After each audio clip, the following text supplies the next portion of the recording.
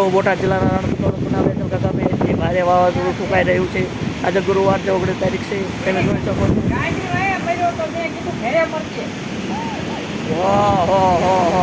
અમે તો નાળા હેઠે ગીરી જાય છે. સેફટીમાં ગાડીનો પાટો છે એની હેઠે બેઠા છે. આમ જો ખરા આવે એટલે બે પોતામ ઠોકજે.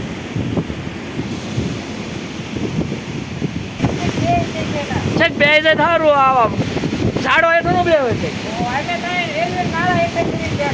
તો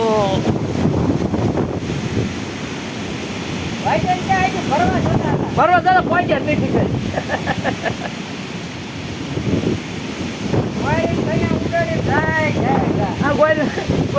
ગળિયા ઉડી ઉડીને જાય છેણ્યાના.